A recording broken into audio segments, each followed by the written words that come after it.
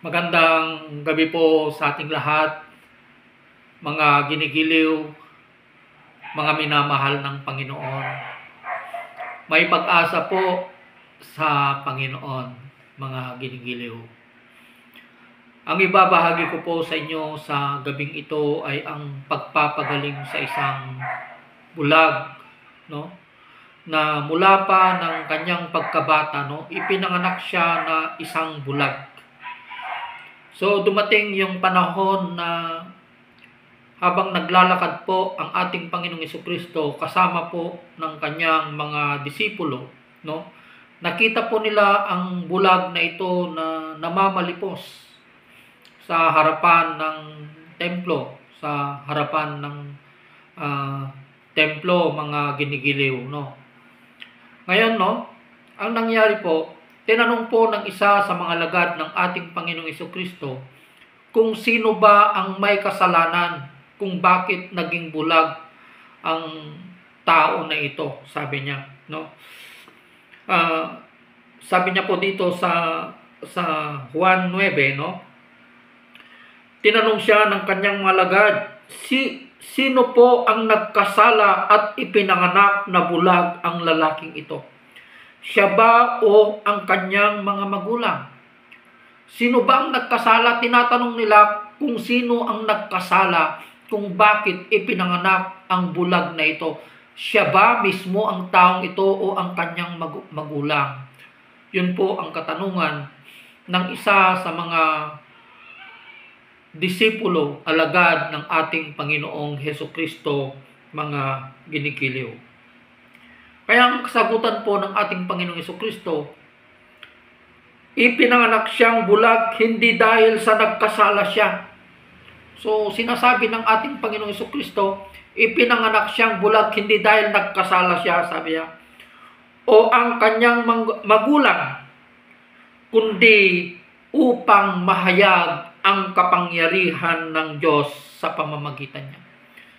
So kung bakit may mga bulag, may mga pipi, mga ginigiliw, may mga lumpo, mga ginigiliw, upang mahayag ang kapangyarihan ng Diyos. No, upang makita po natin ang kapangyarihan at kaluwalhatian ng Diyos, mga ginigiliw, sa pamamagitan ng ating Panginoong Hesukristo. Kaya nung panahon na pinagaling ng ating Panginoong Hesukristo ang tao na ito na bulag mula pa sa kanyang kapanganakan, mga ginigiliw, no? Sabi niya po, yung mismong bulag na ito, sinabi niya po mismo sa mga Pariseo na nag-imbestiga sa kanya. Dahil pinagaling po kasi ng ating Panginoong Hesukristo ang bulag na ito sa araw ng pamamahinga o araw ng Sabat. Sa relihiyon po na Judaismo, mga ginigiliw, bawal po ang magtrabaho ng Sabat, mga ginigiliw. Kaya dito, kune-question po nila yung pagpapagaling ng ating Panginoong Hesukristo sa bulag na ito, na nagpagaling po siya sa araw ng Sabat, mga ginigiliw. Subalit, no, alam niyo mga ginigiliw, ang ating Panginoong Hesukristo, no, gumagawa po siya ng kabutihan, no, sa araw ng pamamahinga, no. Hindi masama ang gumawa ng kabutihan sa araw ng pamamahinga. Ang masama, mga ginigiliw, yung hindi mo ginawa yung kalooban ng Diyos, di ba? Lalong-lalo na kung may nagpapatulong. Alam ka na uunahin mo yung pagiging religyoso mo kaysa pagtulong sa isang tao na nangangailangan, di ba? Kaya ngayon ang sinasabi, ang ating Panginoong Hesukristo, siya ay Diyos ng Sabat, di ba? Siya ang Panginoon ng Sabat, mga ginigiliw. So dito, mga ginigiliw, makikita po natin dito na mula pa ng likhain, yung pinaglaban po ng bulag na ito, sinabi niya po sa mga Pariseo na ito na nagtatanong kung bakit nagpagaling ang ating Panginoong Hesukristo, na sinabi niya na ang taong ito, ang Panginoong Hesukristo, galing sa Diyos, sabi niya. Dahil wala pa tayong nabalitaan mula ng likhain ng Diyos ang mundo, wala pa tayong nabalitaan na nagpagaling ng isang bulag. Walang magagawa ang taong ito kung hindi siya nagmula sa Diyos, sabi ng bulag na ito. So, ang nangyari, pinangaralan pa niya yung mga taong dalubhasa sa kautusan, yung nag-aral ng teolohiya, mga ginikiliw, no? Pinangaralan pa sila ng isang bulag na wala pa tayong nabalitaan na nagpagaling ng isang bulag. Hindi kayang gawin ito ng hindi galing sa Diyos, sabi niya sa kanila, mga ginigiliw.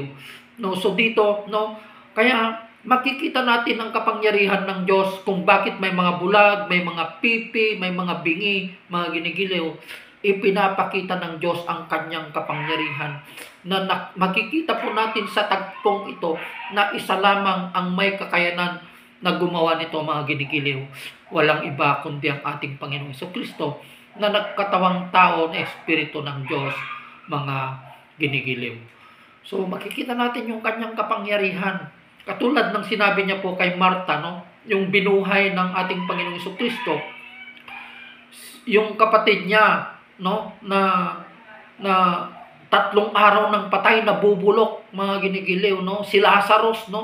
Kaya sabi ni Marta sa kanya, alam ko po, Guro, na Panginoon, na mabubuhay siya sa huling araw, sabi niya.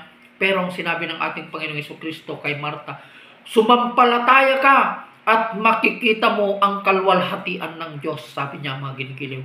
Kaya, alam niyo, mga ginigiliw, dito na po kung magtatapos, mga ginigiliw, ang sabi niya po dito sa Juan 9, no? Alam niyo, sa Juan 9:31, alam nating hindi pinapakinggan ng Diyos ang mga makasalanan, ngunit pinapakinggan niya ang mga sumasamba sa Kanya at sumusunod sa Kanyang kalooban, mga ginigiliw. So, yun lamang ang tinutugon ng ating Panginoong Jesucristo ng Diyos, ng panalangin ng mga taong sumusunod lamang sa kalooban ng Diyos, mga ginigiliw. Yung sumusunod lamang sa Kanyang kalooban, mga ginigiliw. So I hope you are being encouraged muli sa salitang ito ng Panginoon. God bless po sa ating lahat. Maraming salamat po.